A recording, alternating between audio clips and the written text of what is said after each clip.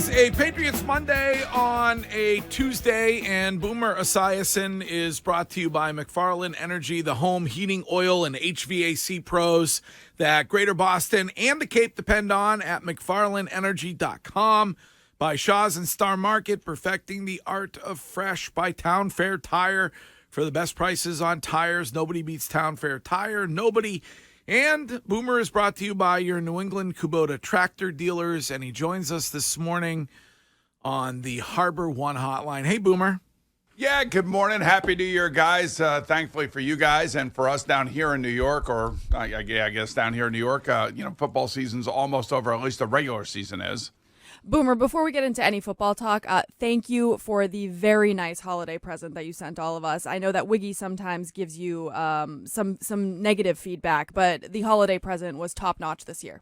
Well, thank you very much, Courtney. By the way, if Wiggy complains about this one, just hit him over the head with the idiot stick, all right? Because he would deserve that.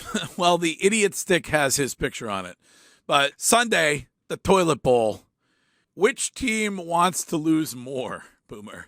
Well, I would say nobody wants to lose. No players want to lose, that's for sure. No coaches want to lose. The coaches want wins and losses on their tombstone, and they want more wins than losses. And certainly Bill Belichick, no matter what is happening with him after this season finally comes to an end, wants that record. So he's going to want to win. Now, reality tells me that the Patriots would need the loss more because they are at the top of the draft.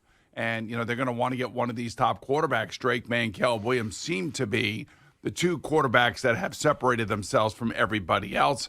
Right now, I think the Patriots have the third overall draft pick, which could mean that could it be Jaden Daniels, could it be Michael Penix Jr., who we saw last night put on a show against, of course, against Texas. So from a practical standpoint, I would say New England needs to lose the game.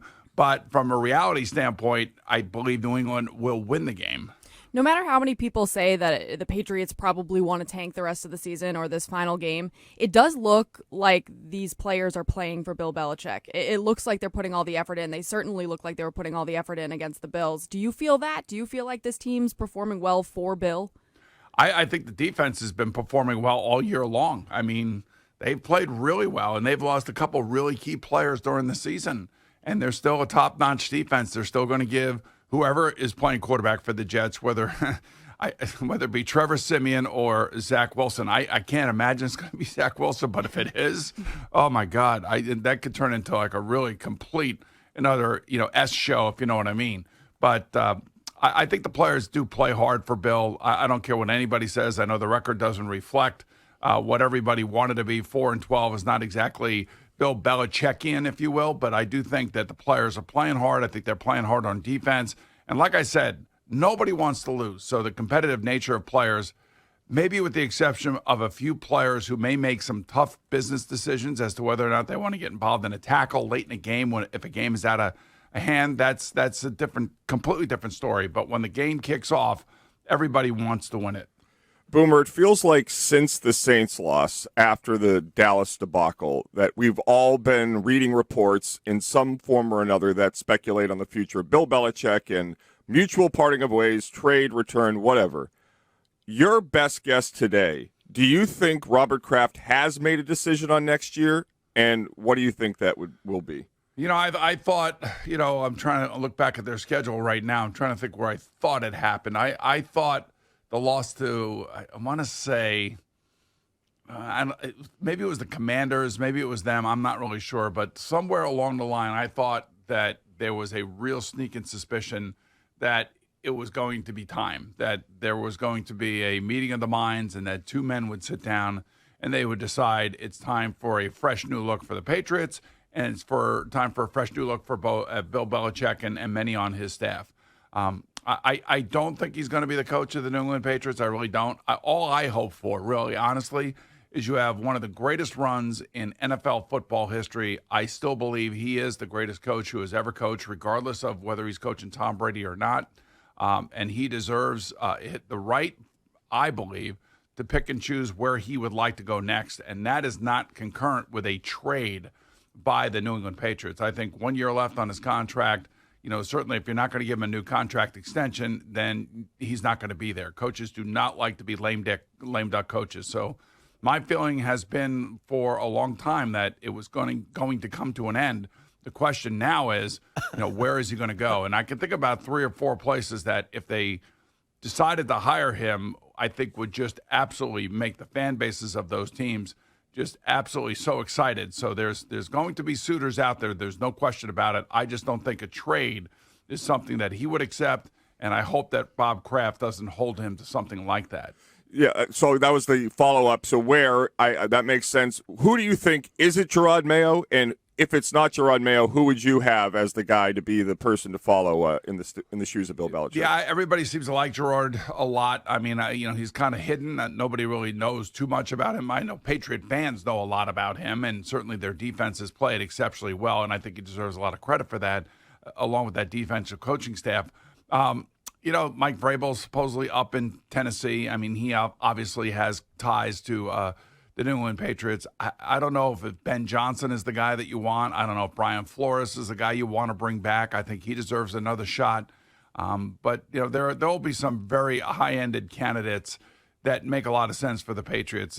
At this moment, it's really hard for me to even imagine somebody else standing on that sideline. It's unbelievable that after all these years that I've been doing this show, since 2001, when Tom Brady debuted, all the way until now, and all the things that we've been through, to think that Bill Belichick is going to be coaching somewhere else is just such a foreign thing to the way that I think and the way that I see things that it's going to be a sad day if, in fact, that happens. The turnovers were clearly an issue for Bailey Zappi on Sunday against the Bills.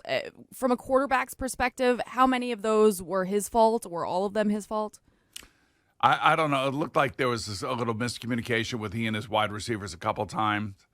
Playing on the road in Buffalo, it's never easy. We all know that. And no matter who your quarterback is, the noise there, what Buffalo was playing for, the environment leads to mistakes being made, especially when you have inexperience at quarterback. So, we're looking at quarterbacks that are not going to be there next year.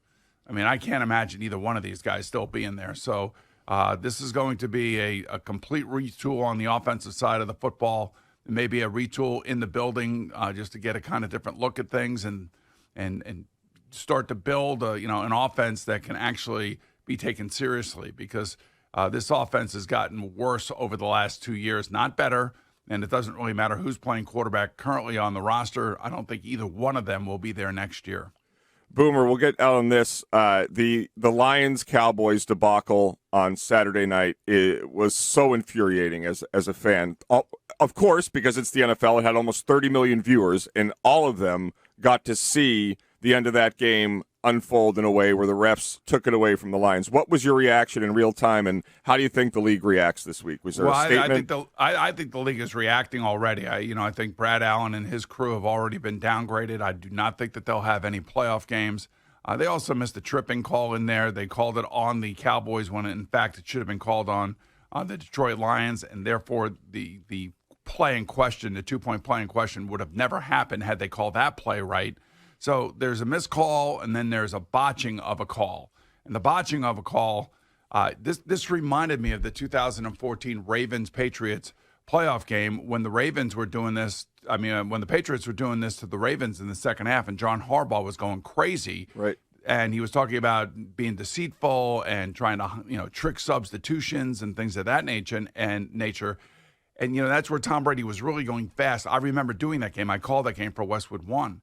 And I'm trying to explain it as it's going on. And as I'm trying to explain it, I can imagine how the defense is reacting to it. So I know that they're pushing the envelope. And Sam Weish and us in Cincinnati in the 80s did the same kind of stuff. We would always push the envelope. We would always try to create an illusion for the defense and try to, kind of mess them up. We weren't doing anything that was breaking the rules, but I can understand why coaches like John Harbaugh and in this case Dan Campbell I would say Dan Campbell, I would think Mike McCarthy, had it worked, would have been infuriated by the way that the whole thing went down. But it was choreographed perfectly by the Lions. They did everything that they wanted to do, and that was not only confuse the defense, but they also had a wide-open player that scored the 2-point play. It's just that Brad Allen, the referee, completely botched the understanding of who was reporting at that moment. But the way that the Lions choreographed it, and the way that they had 3 players running over to Brad Allen, the way that number 70, who had been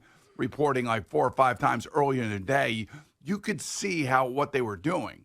And then they completely confused Brad Allen. And by the way, Dan Campbell did everything he's supposed to do as a head coach, and that is discuss all these issues with the officials before the game, just to alert them that these things could happen. And that's really the frustrating part from the Lions standpoint. But then I guess if you're a Cowboy fan, you could say, well, they missed a trip and they called it on the wrong guy, and therefore that should have never happened at the end of the game. But still, for me, officials botching that type of call is unacceptable, and those guys should not have a playoff game. Boomer, as always, thanks a lot, and Happy New Year, and we will talk to you next Monday. All right, looks good, guys. Thanks.